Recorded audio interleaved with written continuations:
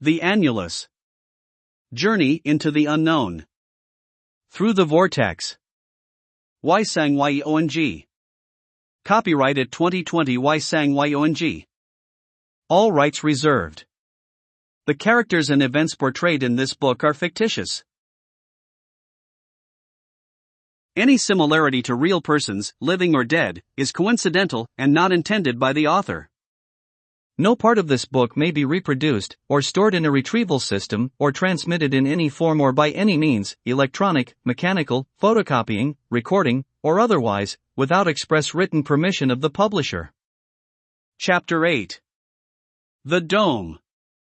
The expedition team flew in an Air Force Galaxy C-5 to Los Angeles, where they transferred to military Humvees. The whole convoy of vehicles headed west on Highway I-105 and connected to I-110 north. Brigadier General Robert Wayne flew in by helicopter from Trellis Air Force Base to set up a Site Command HQ and had arranged all security clearances for the arriving teams.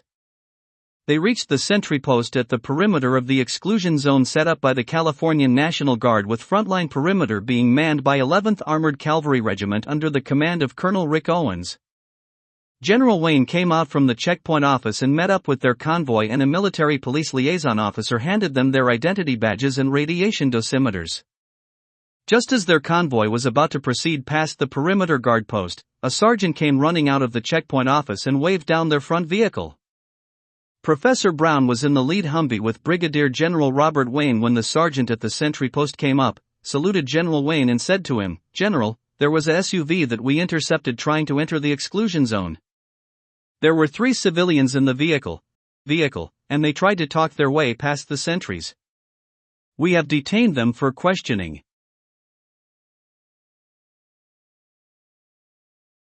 The second Humvee stopped, and Ken Harding got out and walked up to find out about the delay at the guard post. "Ken, where are these people? I may know them," I asked Ann and her new cameraman to join us in our quest for answers. General Wayne waved a finger at Dr. Harding. "Dr. Harding, you should know better. This is a restricted area and only those with high security clearance are admitted." Professor Brown spoke to General Wayne. "General, the President did give Dr. Harding a free hand on resources and assistance required for this investigation." "But Dr. Harding, what would you want from a TV reporter and cameraman?" "Dr. Harding, Professor, General, and Waterston is a survivor from the earlier helicopter incident at the Mexico scrapyard. Or have you all forgotten? She and I have on-site observations on how these cloud entities behave. Her cameraman can help me with my special equipment to shoot the film footage for further analysis, leaving me free to make observations and draw conclusions.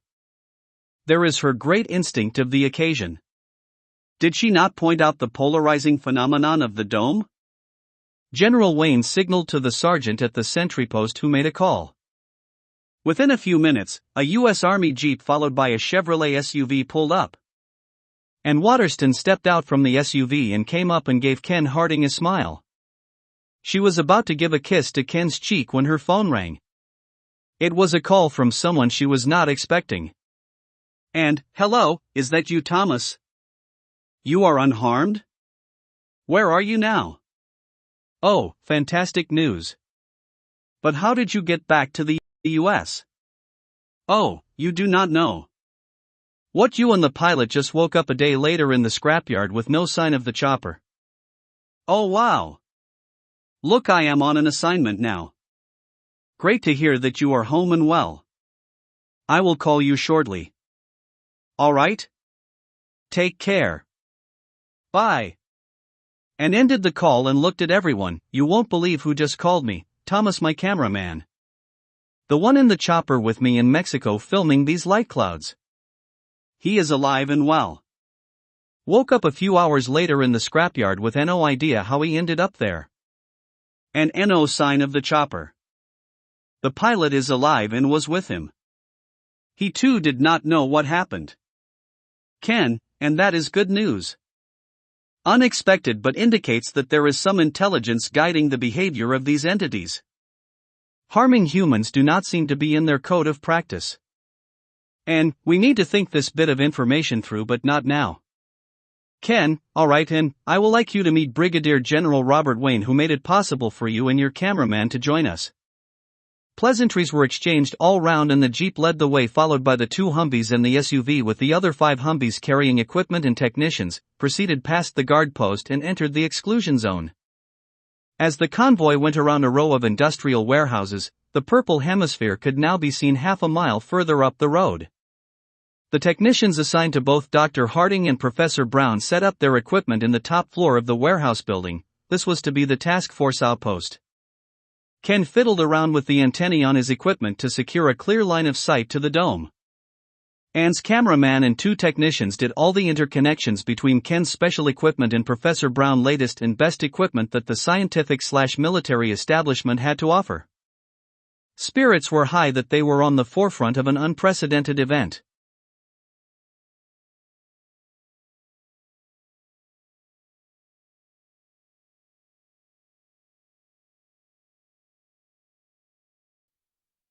A first encounter with intelligent entities from beyond out there. On the front line, Colonel Owens continued to monitor the purple dome from his command APC. General Wayne radioed him, "Colonel Owens, we are sending a surveillance drone in. You are to serve as lead ground liaison officer." Colonel Owens answered, "I am on the job, sir." At the command center at Trellis Air Force Base, the drone operator manipulated the joystick and directed the drone in sweeps around the purple dome. Drone operator calling site commander, Colonel Owen, the high and mid-level sweeps have been completed, and so far, the high-energy emissions from the dome have seemingly blocked all our sensors from taking any readings of what is inside the dome. Colonel Owens, try both active and passive modes. Drone operator, sir, we are now sending you the data download of the drone sensors operating in both active and passive modes. As the scientific team looked over the data, it was clear that the sensors were not picking anything more than faint pulses of signal from the target. The drone came around at ground-hugging height just as to evade radar under combat conditions. As it came over the dome, there was a surge of energy emissions and tentacles arose from the top of the dome and engulfed the drone as it flew over, and as a result, the drone simply vanished. At Nellis Air Force Base, the signals of the drone similarly vanished off the screens. Drone operator called, Colonel Owens, the drone signal is off our screens.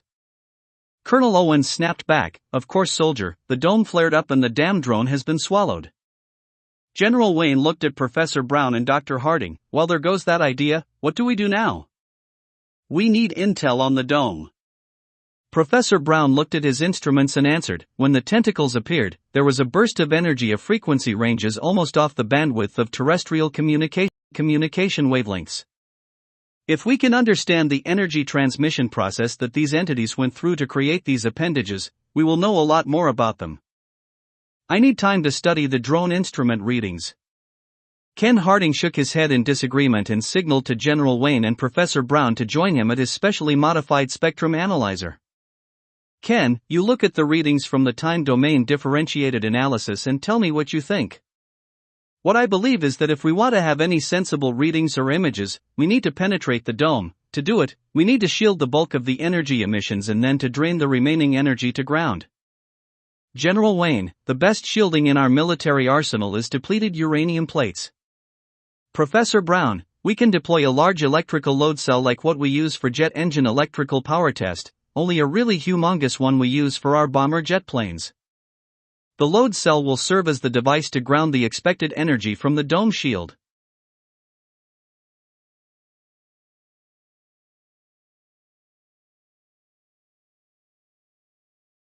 A mobile device will bring the sensor array into the dome. And Waterston looked at the 2 scientists and the general. Your military bomb disposal teams use robot remote track devices in Iraq to handle IEDs, right? Ken nodded and gave her the thumbs up. Ken Harding asked, we are near the LA airport, and I think their maintenance center use big load banks for engine tests of the commercial jetliner engines undergoing maintenance.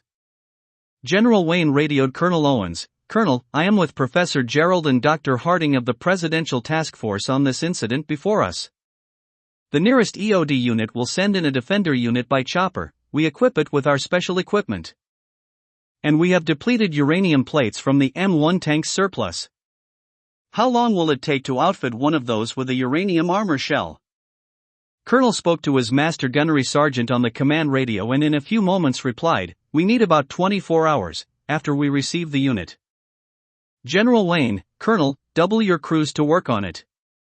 I want it ready in 12 hours. Yes, sir. Ken and Professor Brown gathered the technicians together. Ken, use our 3D printer to design and make all the supports and molds for the shielding armor. That way we can be confident all our equipment will fit onto the defender unit. We will test it again after the armor boys fit on the armor. Let us get started on the job. And chipped in, my cameraman can help us with the video camera and sensors that we need to fit on. While the technicians were modifying a defender unit to try to penetrate the dome's energy shell, Ken and Ann sat down with Professor Brown at the back of their surveillance equipment Humvee to share a drink and review all the data and video footage of the events of the recent few days. Professor Brown had adopted a newfound respect for Ken and his theories, and his attitude and manner of speech reflected this. Ken on his part reciprocated with due respect for Professor Brown's eminence and long list of scientific achievements. Ron joined them shortly after having been delayed by his security clearance procedures to enter the task force area. After hearing the news of the safe reappearance of Ann's cameraman and the chopper pilot, Ron had frustration and concern written all over his face. He chafed at the delay in getting together with Ann and the two scientists to try come out with some plan of action to find Jake. He went up to Ann and sat down next to her and looked at her and asked, "And you promised me that the scientific experts assembled here will help me to get my son back?" Ken turned around, looked at Ann and then at Ron, "And you newshound, you scooped Ron's story for a promise that we can get his son back?" And turned, gave Ken a devastatingly charming smile and said, "I needed my job back, so it will be my exclusive with Ron and you, Ken. I have every confidence that you can help Ron." Ken wrapped his arm around Ron's shoulder. "Ron, Professor Brown, and I will do our best to get Jake back. But first we need to know what we are dealing with." The four of them sat around the coffee table, and after a few minutes, the excitement drained from their faces when they realized that their lack of understanding of the science or technology being displayed by these light entities was total. Ken started to pace up and down and went through in his mind the events from their first appearance in City Hall to Tijuana and now Los Angeles. Why did they appear at the super slide? Was it a total chance event? And, Ken, Professor Brown, why Orlando? The only thing that both of you can agree about these light clouds is that they are involved with mass transfer from our world to somewhere else.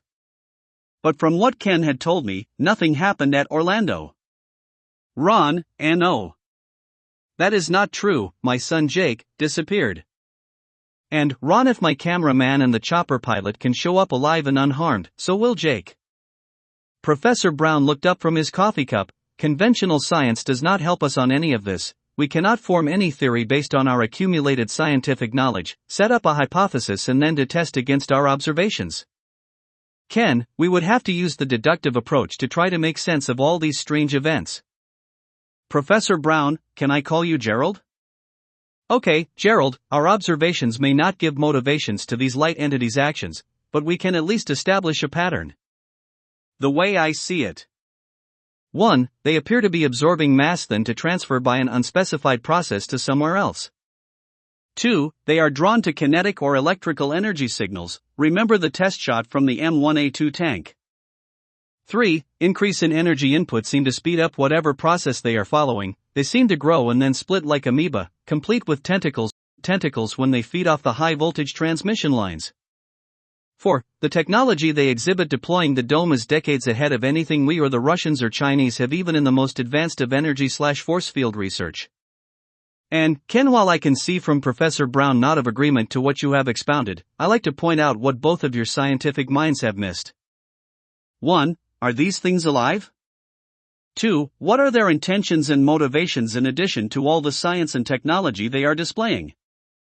3. And why did they take Jake? Ron, I have to believe that Jake is alive. And, Ron, I hope so too, but after seeing my two colleagues disappear into the light cloud in the helicopter incident at Tijuana, they just showed up alive and well. I am quite hopeful that he is alive and well. Ken, the Orlando incident is the prelude to Tijuana and Los Angeles. Ron, I remember the light cloud appeared at the junction of the bent slide, forming what could be classified as a Klein vessel. And Ron, you said that you saw your son Jake slip through what appeared to be a tunnel of light. How do we explain that? Professor Brown, a Klein vessel is basically a surface that folds onto itself, and the mathematics says that this is only possible in something more than 3 dimensions, or in other words, if you took a bottle and stretched the opening, penetrate the side and joined it to the inside bottom, you have created a Klein bottle model, only that this cannot happen as there will still be a joint. A true Klein vessel has the transition in another dimension before it reappears in our dimension. If what you theorize is true then the transition is probably the portal that the light clouds have created and what Jake went through to another dimension. Mathematicians have postulated a portal is a gateway between our world and the other dimension. So, if Ken, your theories are even half correct, we are having an encounter with a vastly superior extraterrestrial intelligence. And for the first time in mankind's history, we are at a total technical disadvantage. We do not even fully recognize what we are faced with, not to mention having a total lack of understanding of events, causes, and purpose of these light cloud entities.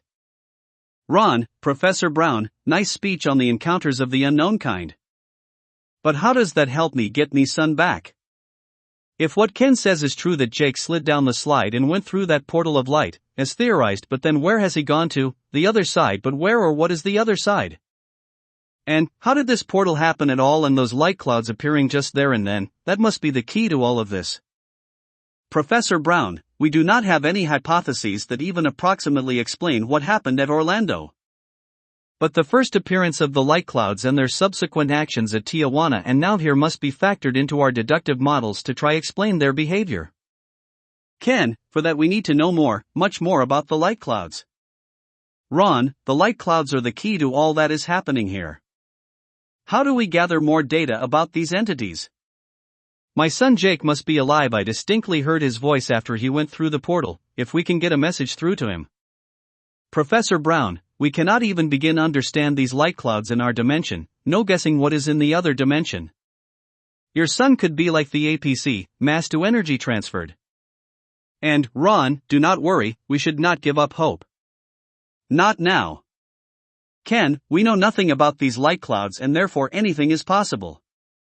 General Robert Wayne came up and announced, "We are ready with the Defender unit."